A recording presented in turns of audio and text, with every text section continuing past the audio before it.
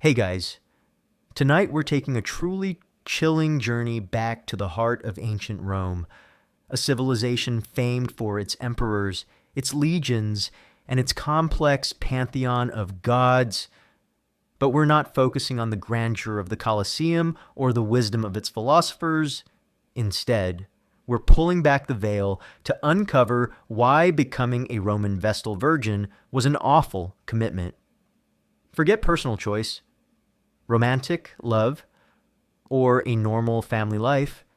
You're about to discover a grim reality where a young girl's destiny was irrevocably seized by divine decree, condemning her to a lifelong path of profound personal sacrifice, relentless ritual, and terrifying consequences. This wasn't a glamorous calling. It was a sacred burden, a gilded cage that many might have wished to escape. Frankly, you probably wouldn't survive the selection process without longing for a simple, anonymous life as a common Roman girl. So, before you get comfortable, take a moment to like the video and subscribe, but only if you genuinely enjoy what I do here. Tell me, where in the world are you tuning in from, and what time is it for you right now? Now, dim the lights, maybe turn on a fan for that soft background hum, and let's ease into tonight's journey together. You find yourself suddenly standing in a bustling, vibrant, yet deeply superstitious Rome. Perhaps around the 2nd century CE, the height of the empire's power, the Forum Romanum teems with life, the sounds of Latin echoing through its ancient stones. You are a young girl, perhaps just 6 to 10 years old, born into a respectable Roman family, ideally one of the patrician class, but later, plebeian families also qualified. Your childhood is unfolding as normal, filled with play, rudimentary education, and the comfort of your family's affection. But then, an unexpected, terrifying figure appears at your door, the Pontifex Maximus, the chief priest of Rome, the most powerful religious official in the entire republic or empire, and with his arrival, your life is irrevocably changed by a sudden calling, a divine selection that strips you of any choice in your own destiny. The selection process for a Vestal Virgin was unique and highly formalized. When a vacancy arose among the 6 Vestals, the Pontifex Maximus would personally choose candidates from a pool of eligible young girls. The criteria were incredibly strict. Age between 6 and 10 years old. Family background. Both parents had to be alive and freeborn Roman citizens, and typically of good social standing. They could not have been gladiators, actors, or engaged in other disreputable professions. Physical purity. The girl had to be physically sound, without any deformities or major illnesses. Moral purity. She had to be a virgin and of good character. The selection was theoretically random, a divine choice by the goddess Vesta herself, communicated through the Pontifex Maximus. He would simply approach a girl in public, touch her hand, and declare, "I take you, Amata, to be a Vestal priestess, to carry out the sacred rites of Vesta, to obtain her favor for the Roman people." Imagine that moment your world, innocent and playful, instantly shattering as the most powerful religious figure in Rome pronounces your sacred destiny, binding you to a lifelong commitment without your consent, or even full comprehension. Your parents, while perhaps feeling a mix of pride and profound loss, could not refuse. To deny the goddess Vesta would be an unthinkable sacrilege that could bring divine wrath upon their entire family. It truly sucked to have your life chosen for you by an old man in a fancy robe. This divine selection meant an absolute loss of personal autonomy. Your life, from that moment on, ceased to be your own. You were no longer just you. You were sacerdos vestalis, a Vestal Virgin, a living embodiment of the goddess Vesta and a crucial guardian of Rome's eternal flame. Your past life, your childhood games, your dreams of marriage and raising a family, all were immediately and irrevocably relinquished. You would be taken from your home, often in a solemn procession, into the sacred precinct of Vesta, the atrium Vestae, where you would live for the next 30 years, completely dedicated to the goddess and her rituals. The 30-year commitment was divided into 3 distinct phases, each a decade long. First 10 years dedicated to learning the sacred rites, rituals, and duties of the Vestal cult. This was a period of intense religious education and rigorous training, absorbing the vast body of knowledge required for your sacred office. Second 10 years dedicated to actively performing the sacred rites.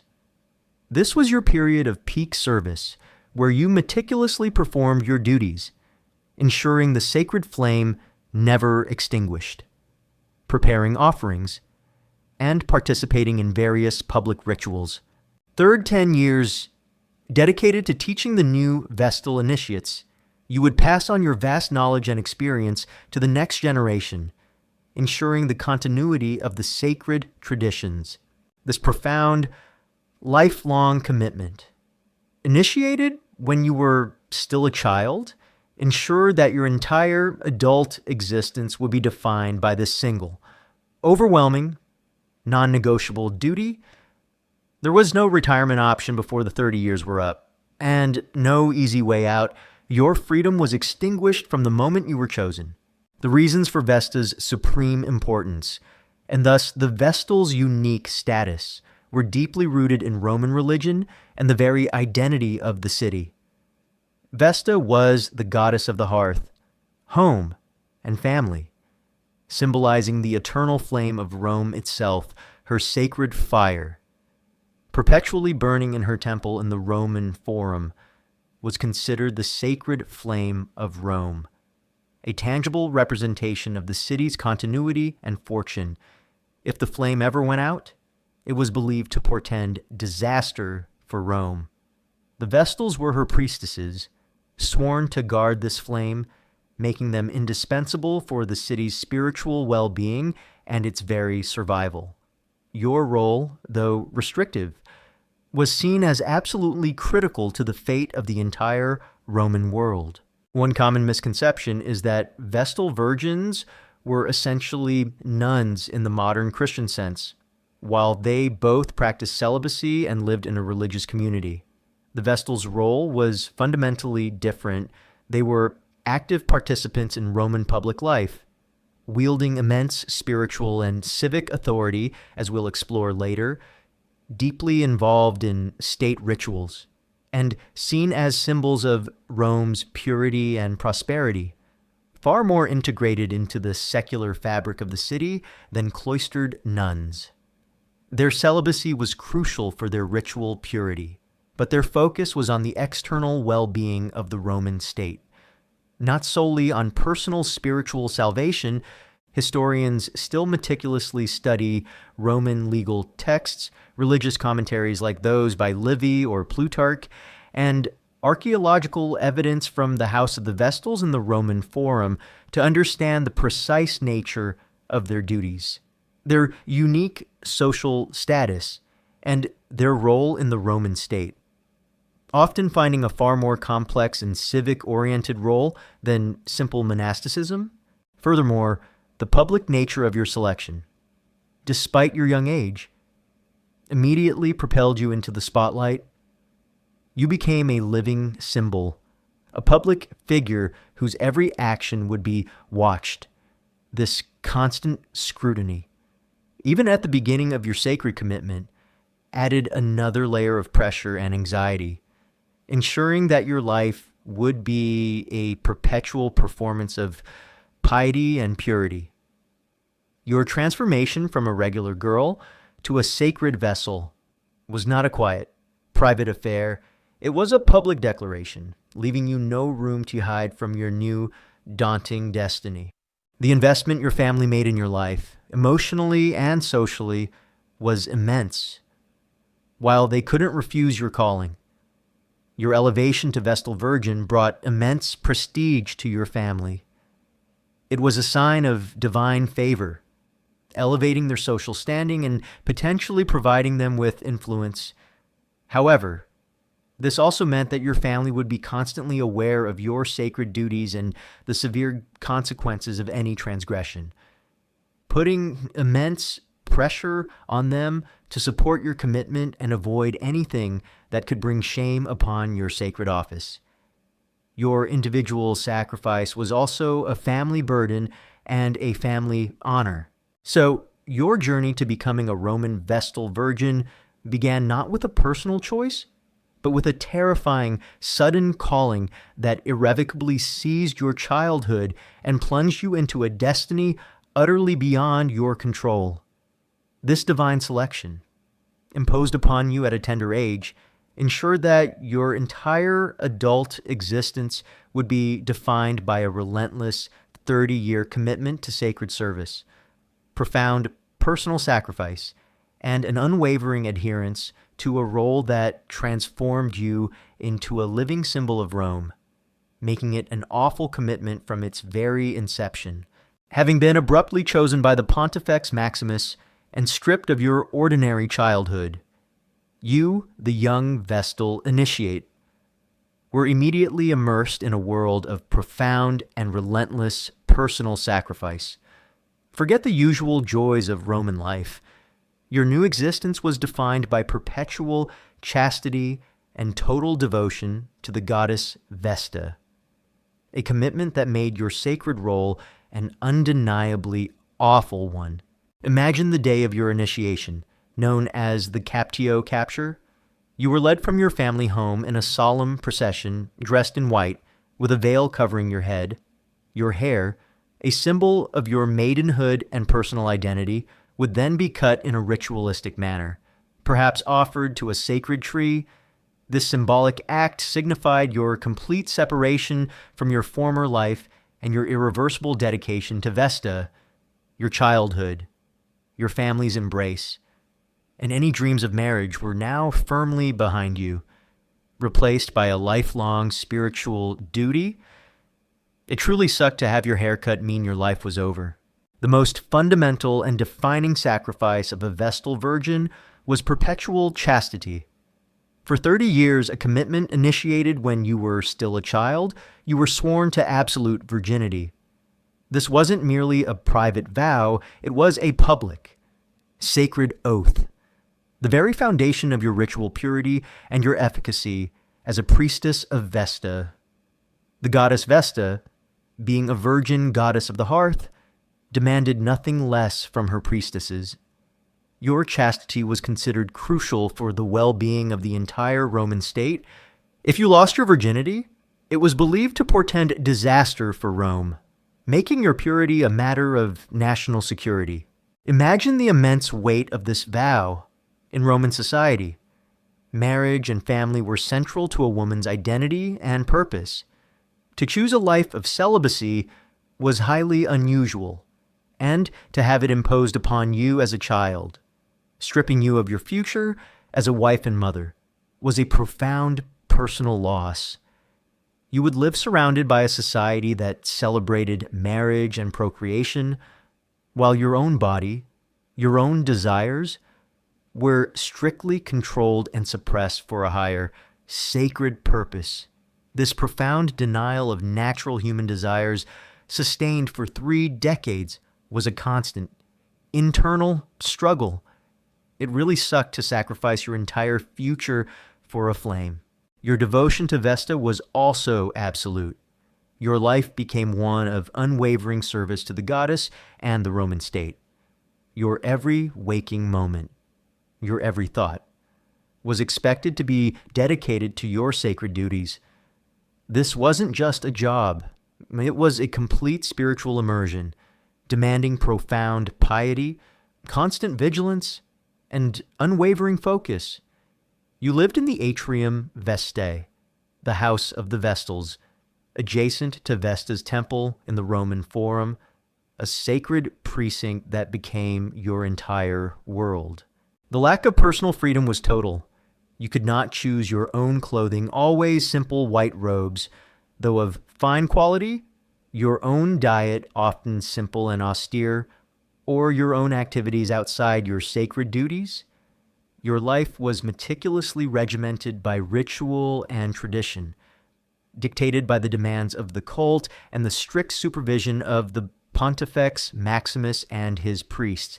Every aspect of your existence was designed to ensure your purity and your unwavering focus on your sacred tasks, leaving little room for personal autonomy or spontaneity. You were a living symbol, a sacred artifact, rather than an individual with personal desires. The purpose of this extreme devotion and chastity was deeply rooted in Roman religion. The Vestals were responsible for tending the sacred flame of Vesta, which burned perpetually in her temple. This flame was not just any fire, it was considered the very hearth of Rome, a tangible representation of the city's eternal life and prosperity. If the flame ever went out, it was believed to portend disaster for Rome, famine, plague, defeat in war, or even the collapse of the republic or empire. Your unwavering devotion and purity were believed to be essential to keep this vital flame alive, making your sacred commitment a matter of profound civic importance. Your purity literally secured the fate of Rome. One common misconception is that all Vestals were always eager and willing participants in their sacred vows.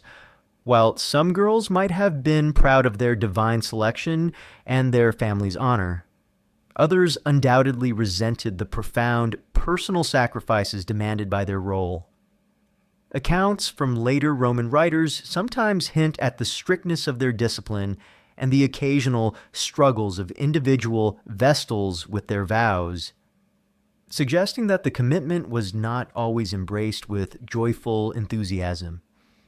The very severity of the punishments for breaking vows indicates that transgression, though rare, was a possibility.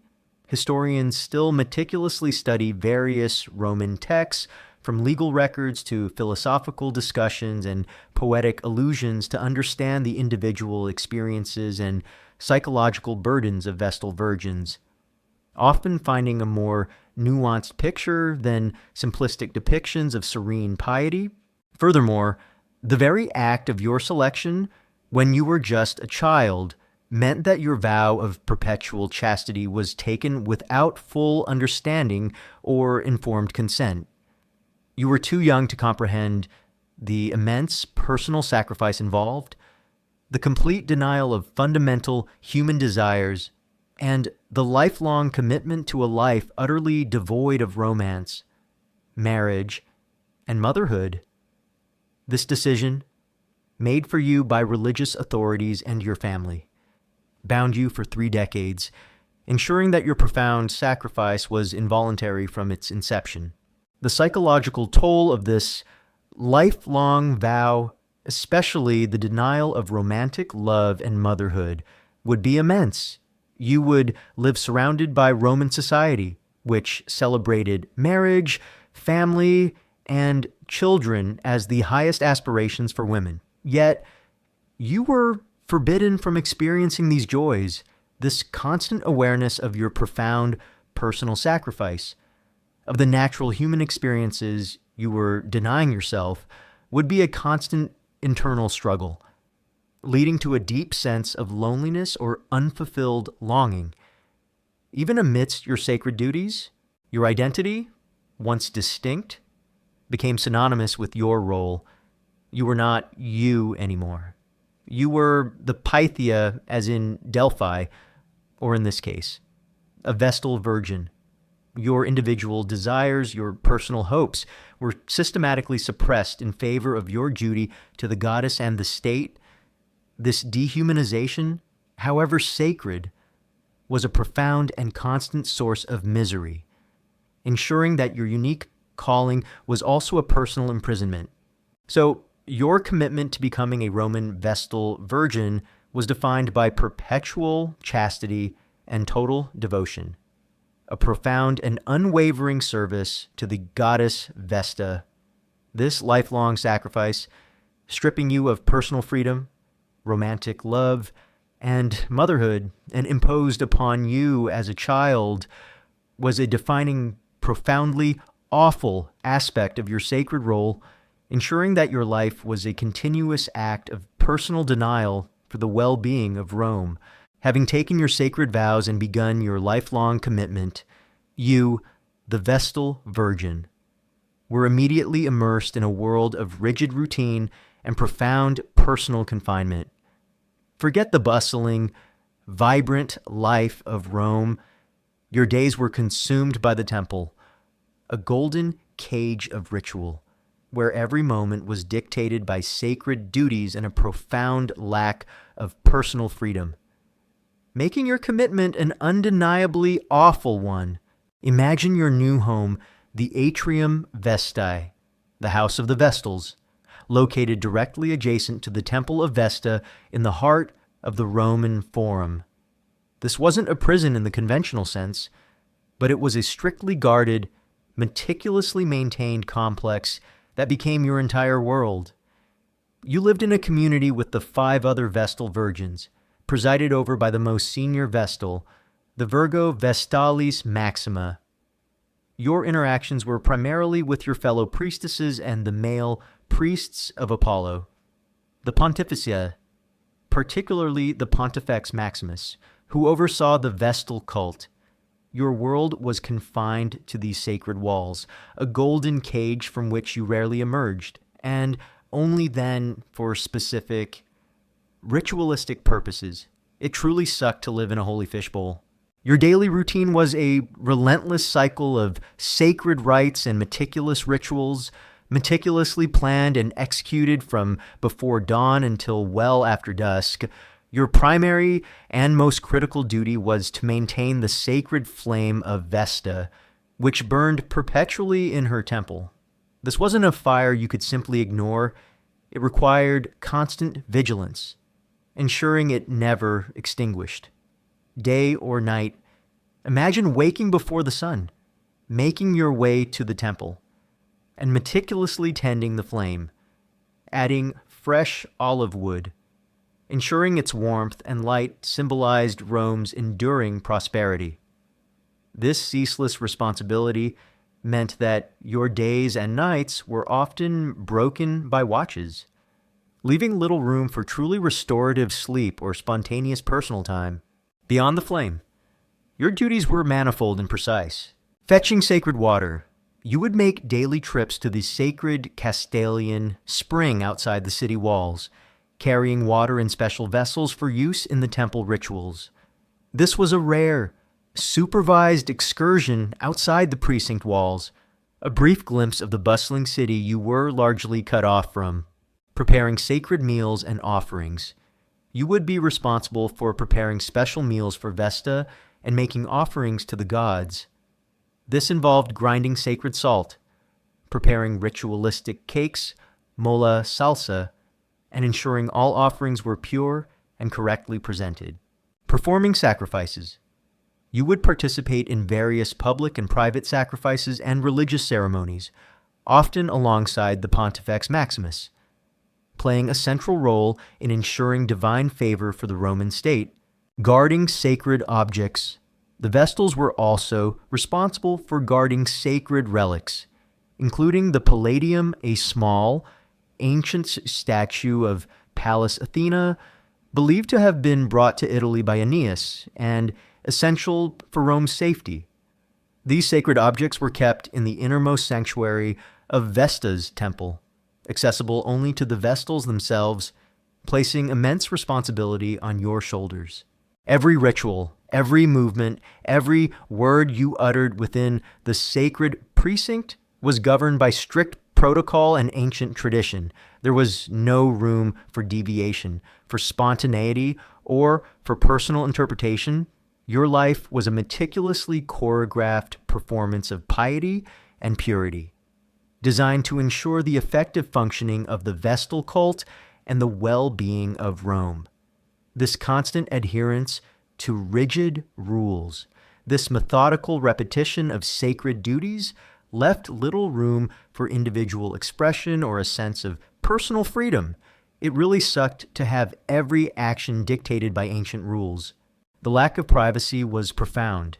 Even in your chambers within the house of the Vestals, you would share living spaces with other Vestals, and your life was constantly observed by temple attendants and, implicitly, by the watchful eyes of the Pontifex Maximus and his priests. Your every action, your every interaction was scrutinized to ensure your unwavering adherence to your vows and your ritual purity.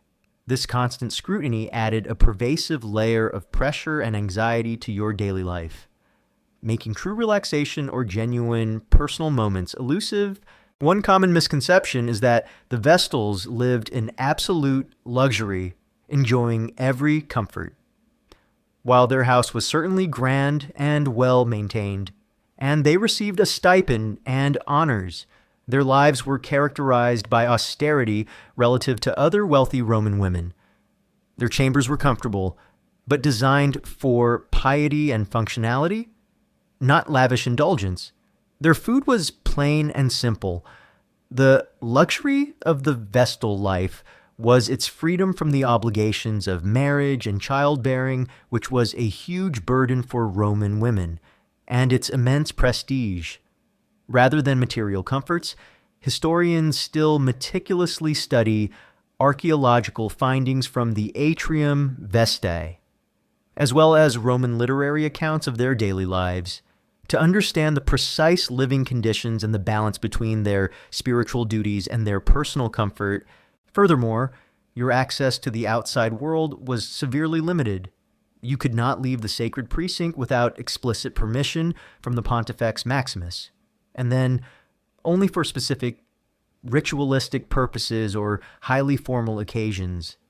Imagine glimpsing the vibrant, bustling life of the Roman Forum just outside your walls, hearing the clamor of the city, but knowing you could not participate freely.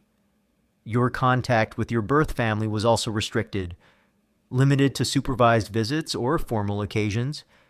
This profound physical and social isolation, imposed from childhood, ensured that your world was confined to the sacred duties of the temple, making you both revered and utterly detached from secular life. The psychological toll of this rigid, isolating, and highly scrutinized existence would be immense. The perpetual purity, the constant vigilance over the sacred flame, the denial of personal desires, and the sheer monotony of endless ritual would weigh heavily on your spirit. You might experience feelings of loneliness, frustration, or a sense of being trapped. Even if you genuinely believed in your sacred purpose, your identity as an individual woman would gradually erode, replaced by your role as the Vestal, a living symbol whose personal feelings were irrelevant. This dehumanization, however pious, was a profound source of misery. So, your daily life as a Roman Vestal Virgin was defined by the temple, a golden cage of ritual. Every moment was dictated by sacred duties, from tending the eternal flame to performing meticulous ceremonies. This rigorous routine, coupled with profound personal sacrifices, constant scrutiny, and strict physical and social confinement, ensured that your commitment was an undeniably awful one, transforming your life into a perpetual, unyielding service to the goddess Vesta and the Roman state, even as you diligently performed your sacred duties and navigated the rigid protocols of the Atrium Vestae. Your life as a Vestal Virgin was perpetually overshadowed by one terrifying, ever-present responsibility: maintaining the sacred flame. Forget moments of relaxation. Your commitment to eternal vigilance, coupled with the dire consequences of a single error, made this aspect of your life profoundly awful.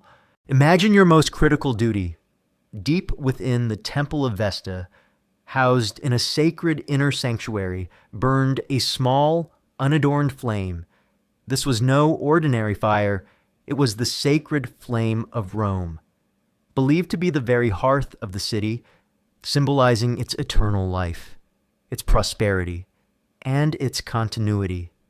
The Vestal Virgins, and you among them, were sworn to ensure this flame never, ever went out, day or night, for any reason. This unwavering vigilance was the bedrock of your sacred commitment and the primary purpose of your existence. It truly sucked to be a human nightlight. Your schedule would be meticulously designed to ensure constant oversight of this flame, while all 6 Vestals shared the responsibility. It likely involved a system of rotational watches, demanding your presence in the temple's inner sanctuary throughout the day and night. Imagine being roused from your sleep in the dead of night, making your way through the silent, dimly lit corridors of the House of the Vestals, and entering the temple to relieve your sister Vestal. You would then sit in solemn silence, perpetually alert, adding small pieces of wood to the fire, ensuring its steady glow for hours on end, battling sleep and distraction. The pressure of this duty was immense. If the sacred flame of Vesta ever extinguished, it was considered a dire omen of disaster for Rome itself. Famine, plague, military defeat, or even the collapse of the Republic or Empire, any of these could be attributed to the Vestal's failure. The entire city, from the humblest plebeian to the mighty emperor, relied on your vigilance. This immense responsibility, this direct link between your actions and Rome's fate would be a constant, crushing burden, ensuring that every flicker of the flame sent a shiver of fear down your spine. It really sucked to be responsible for an entire empire's bad luck. The consequences for allowing the sacred flame to go out were terrifyingly severe, though usually not involving immediate death. A Vestal who allowed the flame to die would be subjected to a flogging by the Pontifex Maximus himself, in utter darkness and silence, often in the presence of other Vestals. Imagine the physical pain of the lash, amplified by the spiritual shame of failing your sacred duty and bringing ill omens upon Rome. This brutal physical punishment was a clear signal of the gravity of your mistake, and a public humiliation, even if performed in darkness, designed to reinforce discipline and terror beyond the floggings. The psychological toll of this constant vigilance was immense.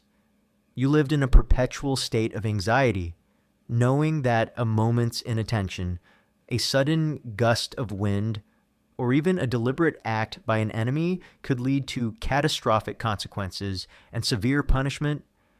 Sleep would be restless, plagued by nightmares of extinguished flames and impending doom.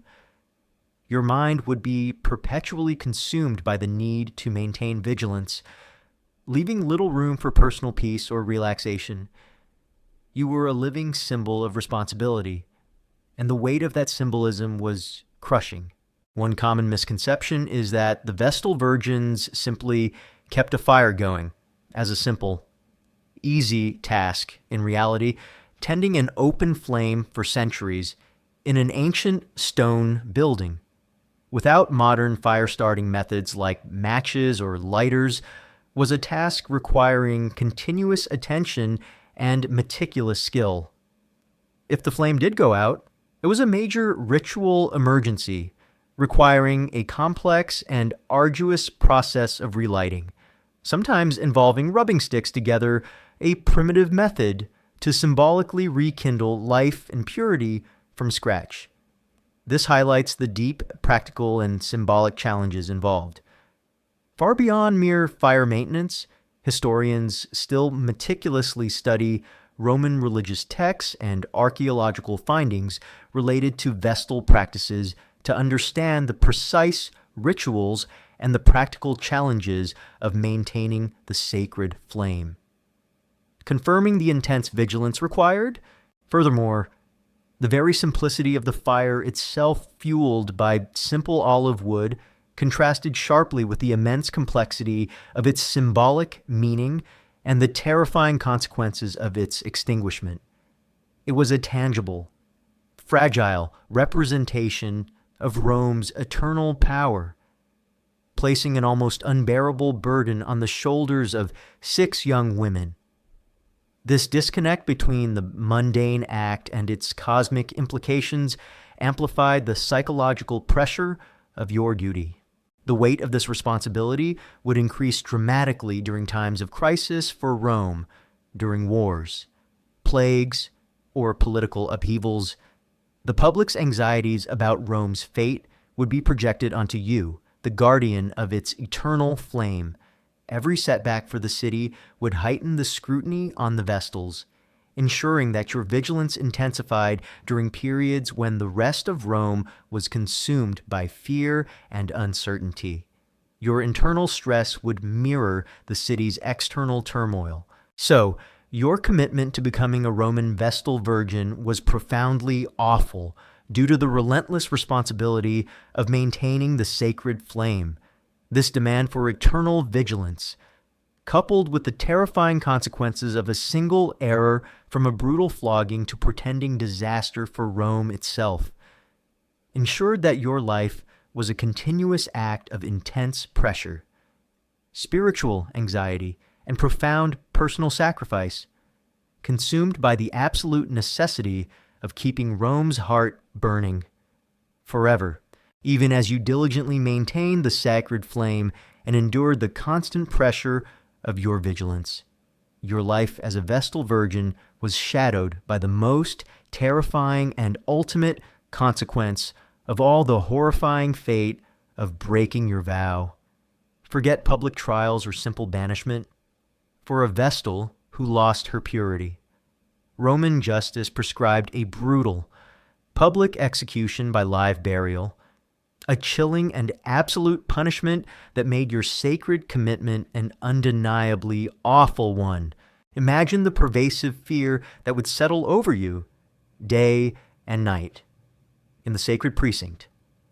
The vow of perpetual chastity was not merely a spiritual ideal, it was a sacred obligation, a matter of state, and its breach was considered a heinous crime, incest, or impurity. The Romans believed that the purity of the Vestal Virgins was directly linked to the purity and prosperity of Rome itself. If a Vestal lost her virginity, it was believed to be an act of sacrilege that portended dire disaster for the entire city, inviting divine wrath, famine, plague, or military defeat. This meant your personal purity was literally tied to national security, elevating any transgression to a cosmic scale. It truly sucked to have your sex life linked to Rome's survival. Suspicion, however, often began subtly. If a Vestal was accused of incestum, the accusation would typically come from an informer, a disgruntled slave, or a political rival seeking to undermine her family or the Vestal cult itself. The Pontifex Maximus would then initiate an investigation. This was not a private matter, it was a public scandal that sent shockwaves through Roman society. You would be subjected to rigorous interrogation, perhaps even torture if you were a slave accused of complicity, or if you were suspected of a wider conspiracy, and your reputation would be utterly destroyed, even before a verdict was reached. The most horrifying aspect was the punishment itself, live burial. This was a uniquely terrifying form of execution reserved exclusively for Vestal Virgins who had violated their vow of chastity. The Romans believed that executing a Vestal by conventional means, e.g., hanging or beheading, would be sacrilegious, as her body was sacred. Therefore, a non-execution was devised. Imagine the chilling spectacle.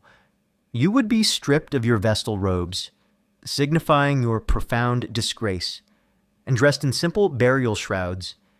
You would then be placed in a closed litter or a covered wagon, paraded through the Forum, through the very heart of Rome, to a designated site.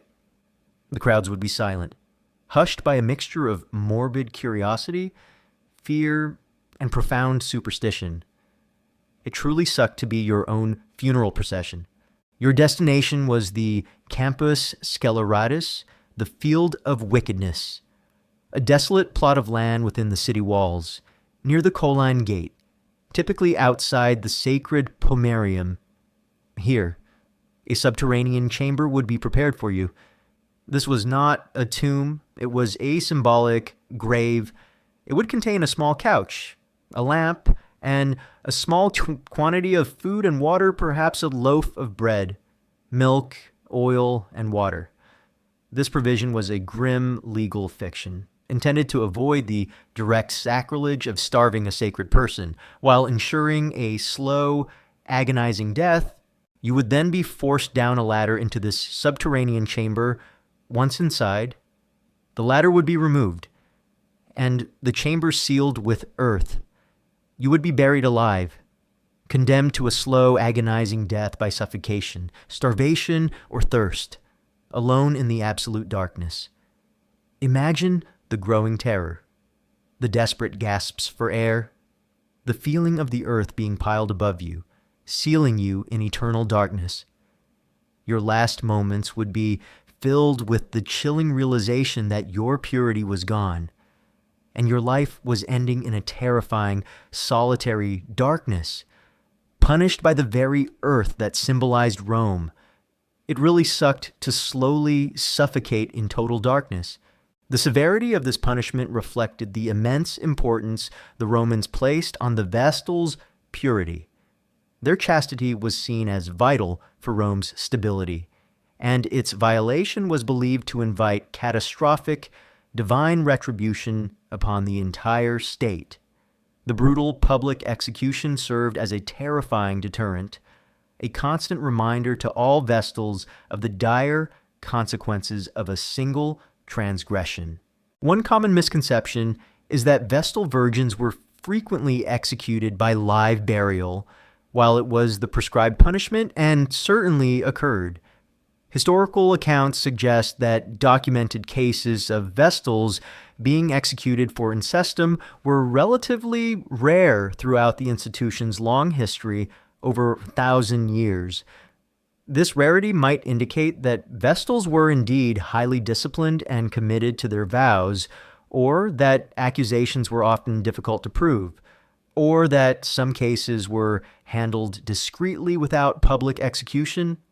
However, the very existence of such a horrifying punishment and the public memory of it would have been a powerful, constant psychological pressure on every Vestal. Historians still meticulously study Roman legal records and historical accounts like those from Livy or Plutarch to identify and analyze documented cases of incestum and their outcomes, often finding them to be rare but highly publicized events.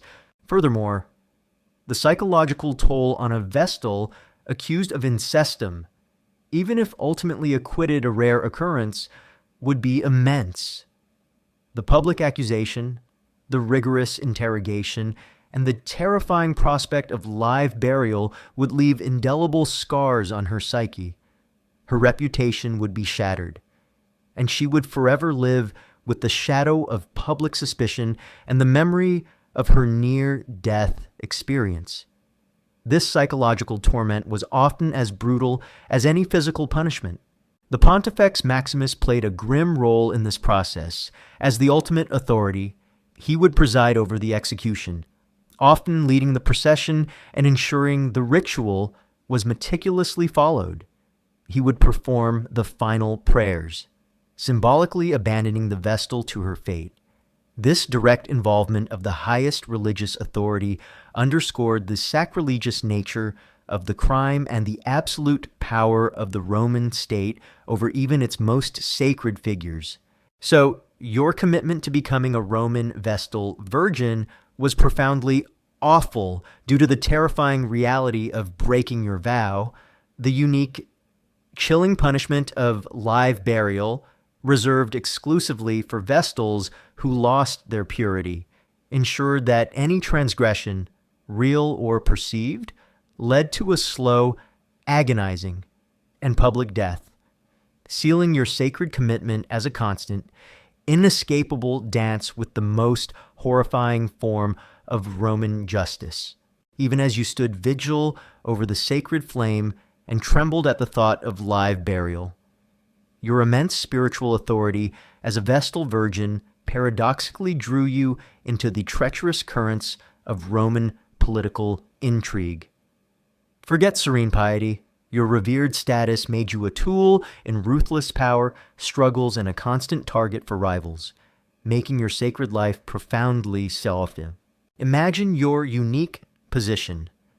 As a Vestal Virgin, you were one of the most honored and revered women in all of Rome. You held immense spiritual authority, conducting sacred rites vital to the city's well-being. Your person was sacrosanct. Harming a Vestal was a capital offense. You could grant clemency to criminals you encountered on the street. Your testimony was so trusted that you were allowed to swear oaths without the usual requirement of male witnesses. Your house in the Forum was a place of refuge for important documents and even, at times, for powerful individuals seeking sanctuary. You were a living symbol of Rome's purity and divine favor, and this reverence gave you immense, albeit indirect, influence. It truly sucked to be a spiritual powerhouse with no actual power. However, this very influence made you an invaluable political pawn. Powerful Roman families, ambitious politicians, and various factions like the Optimates and Populares during the late Republic understood that gaining your subtle favor, or using your revered status to legitimize their actions, could be incredibly advantageous. They might approach you with carefully worded requests, seek your blessing for their ventures, or simply attempt to cultivate a relationship of trust. Your family, too, might try to leverage your position to advance their own political fortunes, placing immense pressure on you to subtly favor their interests. The problem was, this political entanglement could quickly turn dangerous if you were perceived to be too close to a particular faction, or if your prophecies, if you dared to express any, beyond the direct will of Vesta, were interpreted as favoring one side. You could become a target. Rival politicians, eager to discredit their opponents or to undermine the very spiritual authority they resented, might launch subtle attacks on your reputation. Whispers of your alleged impropriety, your wavering piety, or even a fabricated breach of your sacred vows could spread through the Forum like wildfire, threatening your sacred office and your very life.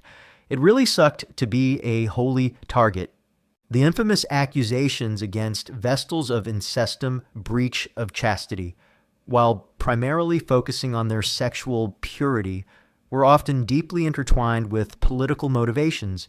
If a Vestal's family or political allies fell from grace, or if she was seen as an obstacle to a powerful figure, an accusation of incestum could be conveniently brought against her. Imagine being accused of the most heinous crime, knowing it was likely a fabricated charge designed to destroy you and your family's influence. These politically motivated accusations were terrifying, as a conviction for incestum meant live burial, a brutal form of public execution, even if you remained meticulously pure and avoided direct political statements. Your very presence in Rome's public life made you vulnerable. Your temple in the Forum was a focal point of Roman life. You witnessed political parades, public speeches, and the constant ebb and flow of power. You were an observer of immense historical events, and your silent judgment, or even just your existence, could be seen as a threat or an opportunity by those seeking to wield power. One common misconception is that Vestal Virgins were entirely apolitical figures, insulated from Roman power struggles. While their primary duties were religious, their unique social status, their immense spiritual authority, and their proximity to the Pontifex Maximus, who was also a powerful political figure, inevitably drew them into the orbit of Roman politics. Their public appearances, their prayers for the state, and their perceived divine favor were valuable assets that political factions sought to leverage, making them indirect but significant players in Roman political life. Historians still meticulously study Roman legal records, political speeches, and literary accounts to understand the precise ways in which Vestal virgins were both revered and, at times, exploited for political ends, revealing a complex and often dangerous intersection of religion and power. Furthermore, the very act of a Vestal's trial and punishment for incestum, especially if politically motivated, served a crucial purpose for the state. It reinforced the absolute power of the Pontifex Maximus and the Roman Republic Empire by demonstrating that even the most sacred individuals could be brutally punished for perceived transgression. It sent a chilling message to all citizens about the consequences of defiance and the importance of maintaining ma'at, Roman equivalent of order and divine harmony. Your personal tragedy became a powerful political spectacle, a stark warning to others. The psychological toll of living under such constant political scrutiny and potential manipulation would be immense. You would live with perpetual anxiety, always assessing the political winds, always aware of who your rivals might be, and always fearing the kind of accusation that could lead to your horrifying end. The knowledge that your purity was not just a personal virtue, but a political weapon, that your life could be sacrificed for larger power games, would be a constant, soul-crushing burden. Your inner world would be consumed by vigilance, leaving little room for genuine peace or personal solace. So, your commitment to becoming a Roman Vestal Virgin was profoundly awful due to your constant entanglement in political intrigue. Your revered status made you an invaluable tool for powerful factions and a constant target for rivals who might leverage accusations of impurity to destroy your influence. This profound paradox of spiritual authority and political vulnerability, coupled with the ever-present threat of a brutal, politically motivated end, ensured that your sacred life was a continuous dance with power and peril, even as you navigated the treacherous currents of political intrigue and fulfilled the demanding rituals of your sacred office. Your life as a Vestal Virgin exerted a relentless physical toll on your body and mind. Forget a serene, pampered existence, your commitment to austerity, the constant stress, and the unwavering scrutiny took a unique and devastating toll, making your sacred life profoundly awful. Imagine the physical demands of your daily routine. While not engaged in manual labor like a peasant, your life was far from sedentary. You were constantly performing rituals, moving within the temple and the house of the Vestals, and participating in public ceremonies. Your pure white robes, while elegant, were not always practical or comfortable for every task. You might spend hours standing, performing precise movements, or offering solemn prayers, all while maintaining an unblemished composure. This constant, mild physical exertion without the benefit of varied activity contributed to a pervasive sense of physical weariness. It truly sucked to be tired from being holy. The lack of sleep and constant vigilance required to maintain the sacred flame, as discussed in Chapter 4, would be a significant source of physical decay. Your nights would be broken by watches, disrupting your natural sleep cycle. Chronic sleep deprivation would lead to constant fatigue, impaired concentration, headaches, and a general weakening of your immune system. Imagine battling sleep in the quiet solitude of the temple, knowing that a moment's lapse could lead to catastrophic consequences for Rome and severe punishment for you. This relentless pressure to stay alert, day and night, would slowly erode your physical and mental resilience. Your diet, while providing adequate sustenance, was intentionally austere and simple. You would consume plain, unadorned food, lacking the rich variety and indulgence of other wealthy Romans. While this might have prevented some of the gluttony-related ailments common among the elite, it also meant a lack of culinary pleasure and perhaps a subtle monotony that contributed to a sense of deprivation. Your body was fueled, but not necessarily pampered, ensuring a lean, disciplined physique rather than one of comfort. It really sucked to eat bland food when everyone else was feasting. The psychological toll of your sacred commitment was immense.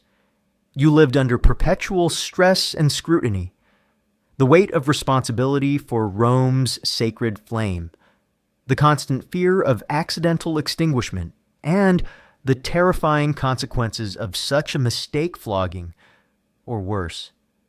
Portending disaster for the city would create a pervasive, gnawing anxiety. Every shift, every ritual, every moment was laden with immense pressure to perform flawlessly, knowing that a single error could have dire implications. This relentless stress would manifest physically as chronic tension, headaches, digestive issues, and perhaps even heart strain over decades of service. The constant need to maintain ritual purity and a perfect public image added another layer of psychological burden. You were expected to be a living paragon of virtue, a symbol of Rome's purity. Any perceived flaw, any sign of human weakness, or any deviation from the expected demeanor could attract unwanted scrutiny and suspicion. This constant need to perform, to present an unblemished facade, meant suppressing your own emotions, your frustrations, and your personal pain. This emotional repression, this inability to truly express yourself, would lead to profound internal distress, contributing to mental fatigue and a sense of emotional hollowness. It really sucked to be a perfect statue. The lack of true privacy and profound isolation, as discussed in Chapter 3 and 8, exacerbated this psychological decay. You were constantly surrounded by others, yet genuinely connected to few. This constant observation, coupled with the denial of personal relationships and the inability to escape your sacred role, would foster feelings of loneliness, detachment, and existential emptiness. Your mind, devoid of the natural human comforts of family and intimate friendships, would struggle under the weight of its solitary, sacred burden. One common misconception is that the Vestal Virgins, due to their privileged status, were immune to the common ailments of ancient Rome. While they certainly had access to better food and living conditions than the urban poor, their unique occupational hazards, stress, sleep deprivation, enforced celibacy, and the general limitations of ancient medicine meant they were still susceptible to various illnesses. For example, while their celibacy prevented venereal diseases, it introduced its own unique psychological stresses. Historians still meticulously study Roman medical texts, philosophical discussions about female roles, and archaeological findings like skeletal remains from Roman women of comparable status, though not Vestals themselves, as their remains are rarely identified definitively to infer the specific health challenges faced by Vestal virgins and how their unique lifestyle impacted their well-being. Furthermore, the very act of living a life devoid of normal human experiences like marriage and motherhood, while theoretically offering freedom from domestic burdens, introduced its own form of subtle psychological torment. The societal expectation for women to marry and bear children was immense in Rome, and to perpetually defy this norm, however sacred the reason, could lead to a quiet, nagging sense of unfulfillment or otherness, distinct from the outward reverence they received, the longevity of their service. 30 years meant that these physical and psychological tolls were cumulative. Decades of chronic stress, sleep deprivation, and emotional repression would slowly but relentlessly erode their health, leading to premature aging, chronic ailments, and a diminished quality of life in their later years. Even if they survived the full term of their commitment, their vitality was gradually sacrificed to the demands of their sacred duty. So, your life as a Roman Vestal Virgin was profoundly awful due to the relentless physical toll it exerted on your body and mind, the constant demands of rituals, chronic sleep deprivation, pervasive stress and scrutiny, and the profound psychological burden of emotional repression all conspired to erode your health and vitality. This pervasive physical and psychological decay, ensuring that your sacred commitment was paid for with your very well-being, was a defining, profoundly miserable aspect of your life as a living symbol of Rome. Even as your body slowly withered under the relentless physical toll and your spirit strained from constant pressure. Your sacred life as a Vestal Virgin was defined by a profound and often crushing isolation. Forget warm family bonds or casual friendships. You were revered, yet perpetually alone, cut off from normal human connection, making your commitment profoundly awful. Imagine your daily existence within the Atrium Vestae.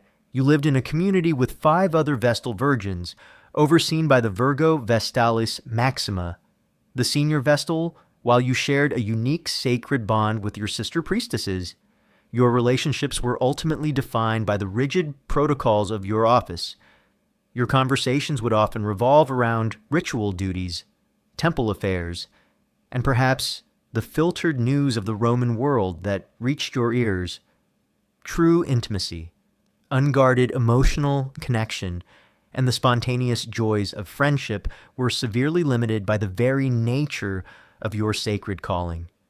You were companions in duty, but rarely in true personal vulnerability. It truly sucked to be surrounded by people, but utterly alone. The most profound aspect of your isolation was your complete severance from your birth family. From the moment of your selection at a tender age, you were physically and legally separated from your parents and siblings, while your family would gain immense prestige from your sacred office. Your direct contact with them was severely restricted. Visits would be rare, formal, and closely supervised by temple officials, ensuring no outside influence compromised your purity or loyalty to Vesta. Letters might be exchanged, but they would be scrutinized. Imagine living for decades, knowing your family existed, but unable to share their joys, mourn their losses, or simply embrace them without the cold eye of official protocol. This profound emotional distance, imposed by your sacred vows, was a constant gnawing pain. It really sucked to sacrifice your family for a goddess. Your vow of perpetual chastity, as discussed in Chapter 2, further cemented your isolation from normal human connection. In Roman society, marriage and family were central to a woman's identity, purpose, and social network. You were explicitly forbidden from experiencing romantic love, a marital bond, or the profound joys and sorrows of motherhood. You lived surrounded by a society that celebrated these very connections, while your own life was a deliberate, lifelong denial of them. This profound personal sacrifice created an unfillable void, a deep loneliness that no amount of spiritual devotion or societal reverence could truly assuage. You were revered as a symbol, but denied as a woman. Your access to the outside world was severely limited. You lived within the high walls of the Atrium Vestae, adjacent to Vesta's temple in the Forum. While you might participate in public ceremonies or state rituals, these were highly controlled and formalized appearances, always accompanied by a retinue of guards and attendants. You could not stroll through the city freely, visit the public baths, attend the theater, unless for specific, approved, and heavily chaperoned reasons, or engage in casual social gatherings. Your world was confined to the sacred precinct, a gilded cage that, despite its beauty, was a profound prison. You heard the clamor of Rome, saw its vibrant life from afar, but could never truly be a part of it. It really sucked to be a holy prisoner. This profound isolation, this deliberate detachment from worldly affairs, was explicitly designed to maintain your ritual purity and unwavering focus on your sacred duties. The Romans believed that personal attachments and worldly distractions could compromise your ability to channel the divine will of Vesta. Your loneliness, therefore, was a direct consequence of your spiritual function, a necessary sacrifice for the well-being of the entire Roman state. Your misery was a price for Rome's prosperity. The psychological toll of this profound isolation was immense. You would grapple with crushing loneliness, a deep sense of emotional detachment, and perhaps even existential emptiness. The denial of fundamental human needs for connection and intimacy could lead to profound depression, apathy, or a subtle erosion of your spirit. You were a living symbol, a sacred artifact. But as an individual, your inner world might have been consumed by solitude, your emotions suppressed, and your personal voice silenced, the lack of an outlet for your personal joys.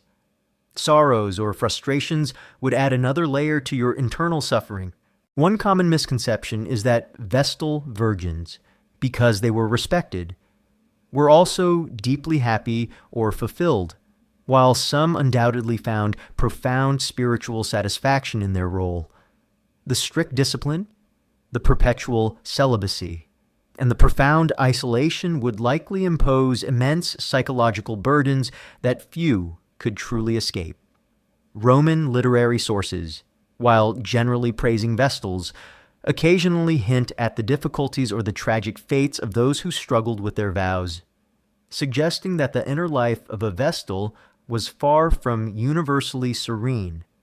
Historians still meticulously study archaeological findings from the house of the Vestals, including personal effects and Roman literary and legal accounts, to understand the precise daily lives and psychological burdens faced by Vestal virgins, often finding a complex interplay between public reverence and private confinement. Furthermore, the very concept of your privileged status highlighted your isolation. You were revered. Yes, but you were also other. Your unique sacred status set you apart from all other women in Rome, making it impossible to truly relate to their experiences of marriage, family, and public life. You were a singular figure, revered but perpetually distinct, creating a social barrier that few could cross. This elevation to a divine plane paradoxically made you more, not less, alone. The constant scrutiny you lived under, as discussed in Chapter 6, amplified this isolation, knowing that your every move, even within your supposedly private chambers, was observed to ensure your purity, made genuine relaxation or intimate conversation impossible.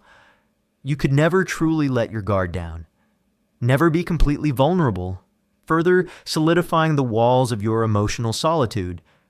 This pervasive surveillance transformed your sacred space into a psychological prison, ensuring that your loneliness was a constant companion. So, your commitment to becoming a Roman Vestal Virgin was profoundly awful due to the pervasive and crushing isolation. You were revered, yet cut off from your family, from romantic love, from motherhood, and from the vibrant life of Rome. This profound physical, social, and emotional confinement, ensuring your ritual purity but denying your human needs, was a defining, profoundly miserable aspect of your sacred life, making you a powerful symbol of Rome's fortune, but a solitary figure in your own existence. Even as your spirit withered under the profound isolation and your body suffered the chronic toll of your sacred duties, your decades-long commitment as a Vestal Virgin culminated in a peculiar, often unfulfilling prospect, the freedom of old age. Forget a peaceful retirement into a loving family. Your rare release into secular life after years of sacred service was often a bitter end, making your entire commitment profoundly awful. Imagine completing your 30 years of sacred service. You, who were taken as a child between 6 and 10, would now be a woman in your late 30s or early 40s. This was the age when Vestal Virgins were formally permitted to retire from their duties. You would be granted permission to leave the atrium Vestae and return to secular society. You would even receive a pension from the state, a comfortable sum that would ensure your financial independence for the rest of your life. This was, in theory, your reward for decades of unwavering devotion and immense personal sacrifice. It truly sucked to retire to nothing. However, this freedom was often a bitter illusion. After 30 years of a meticulously regulated, austere, and isolated existence within the sacred precinct, life in the bustling, complex, and deeply social world of Rome would be utterly alien. You had spent your entire adult life under strict protocol, without personal possessions, romantic relationships, or the responsibilities of a household, reintegrating into such a world, navigating its customs, its social norms, and its personal interactions would be incredibly challenging. Imagine trying to adapt to modern life after living in a monastery for 30 years. It truly sucked to be socially inept in your golden years. The most profound challenge was the lack of personal connections. You had been severed from your birth family as a child, and any surviving relatives would now be much older or even deceased. Your contemporaries, your childhood friends, would have lived full lives married, raised families, pursued careers. You, the Vestal, had none of that shared experience? You would be a stranger in a familiar land, unable to relate to the joys and sorrows of normal Roman life.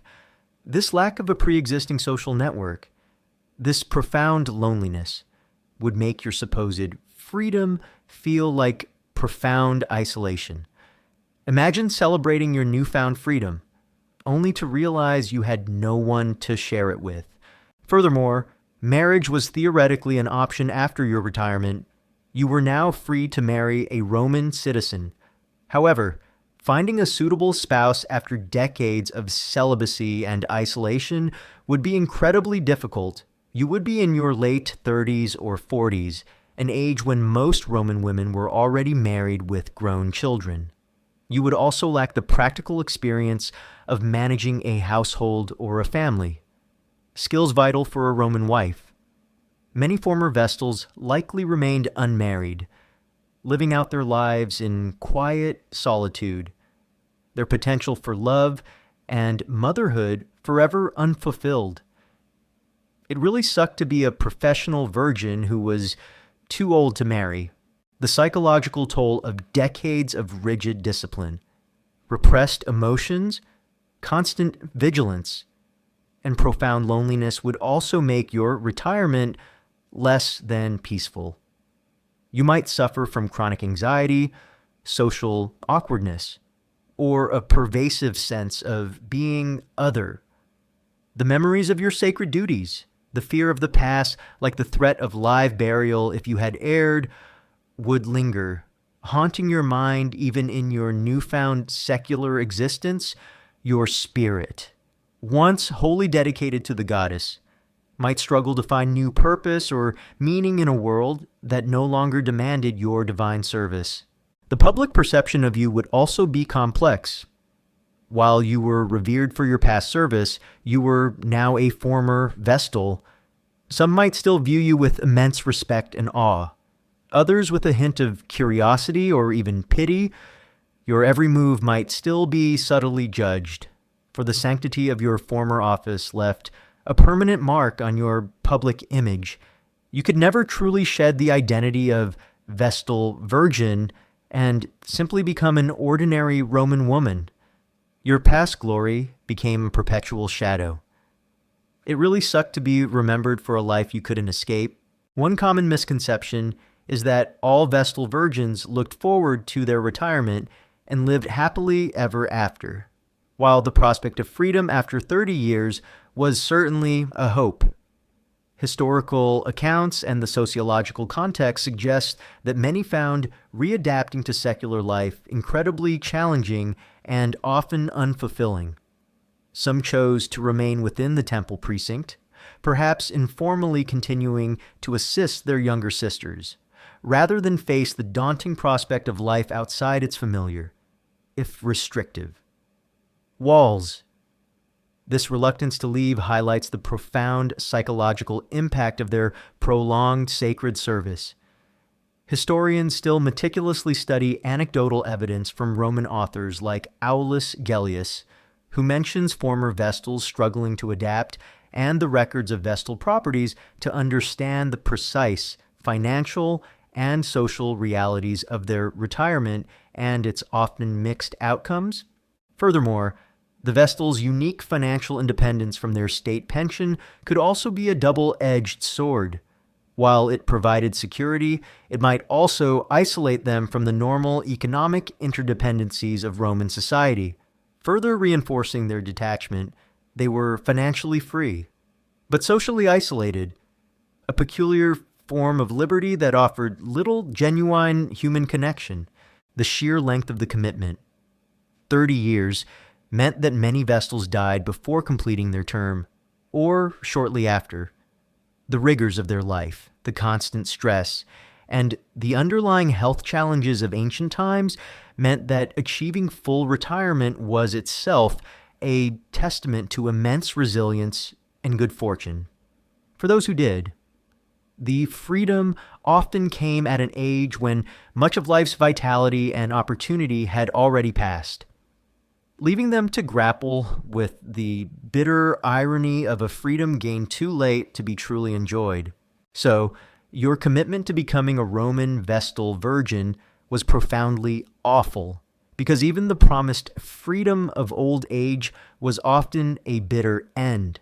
After decades of profound personal sacrifice, rigid ritual, and profound isolation, your return to secular life was a challenging, often unfulfilling attempt to reintegrate into a world that had moved on without you.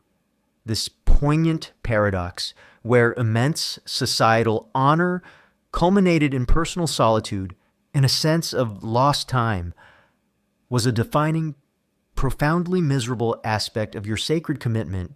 You've endured the sudden, terrifying calling that seized your childhood, committed to a lifelong vow of perpetual chastity and total devotion, lived within the rigid, ritual-bound confines of the temple, battled the constant, crushing pressure of maintaining the sacred flame, and lived with the chilling knowledge of live burial should you ever fail.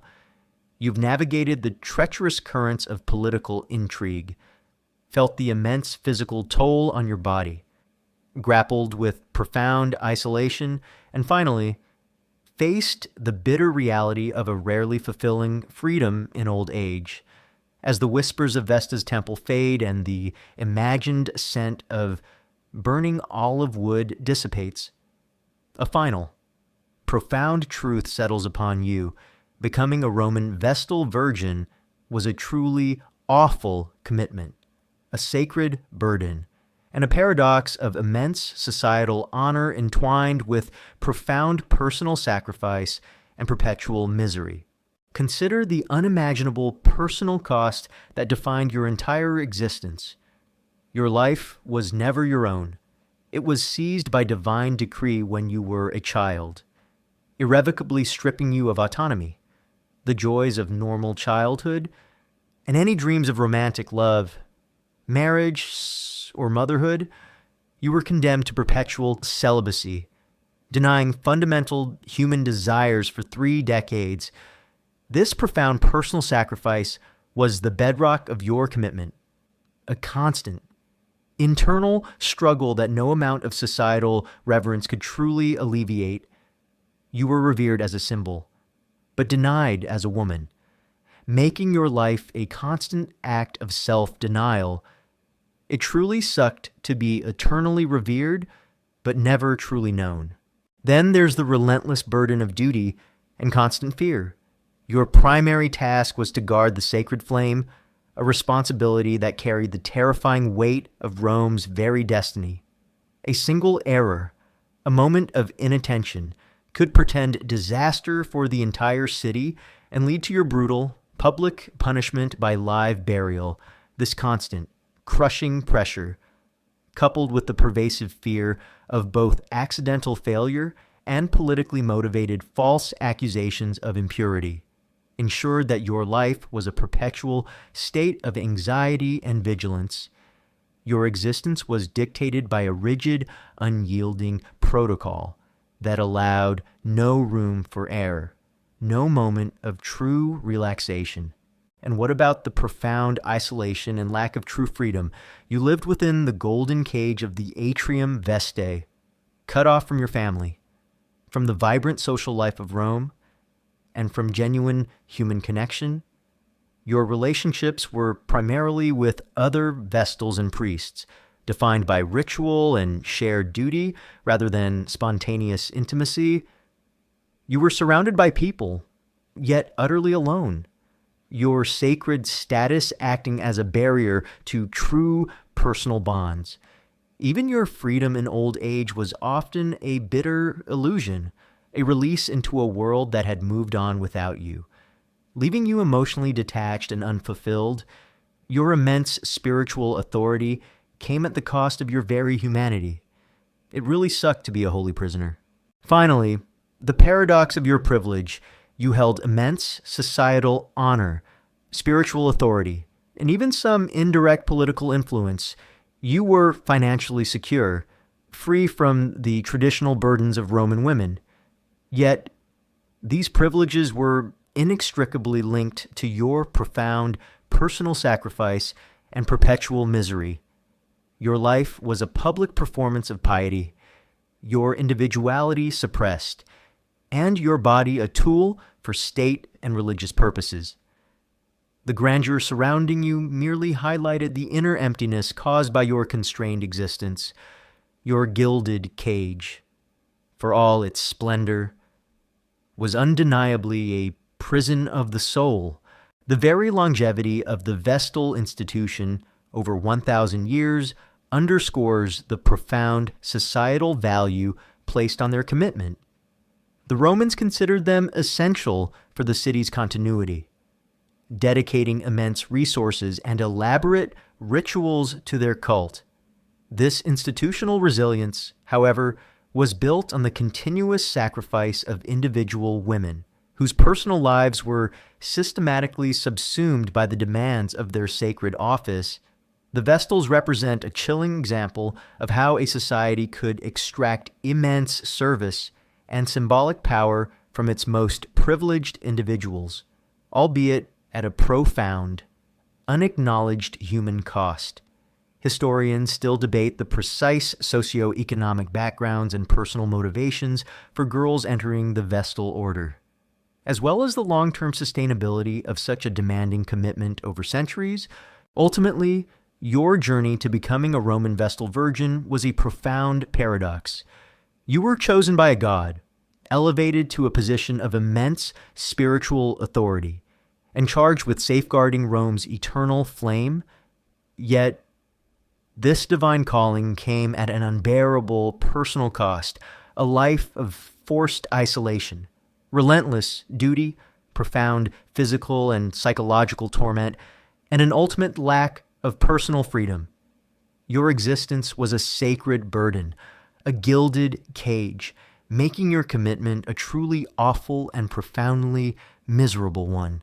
As you now drift into a deep, comforting sleep, Let the distant murmurs of ancient rituals and the imagined weight of a sacred vow finally subside. You are safe, in your own time, far removed from the chilling demands of divine service and the relentless weight of an ancient commitment. May your dreams be peaceful, filled with the quiet certainty of your own autonomy and the profound comfort of personal choice. A stark contrast to the awful truth we've explored tonight. And now, good night, and have sweet dreams.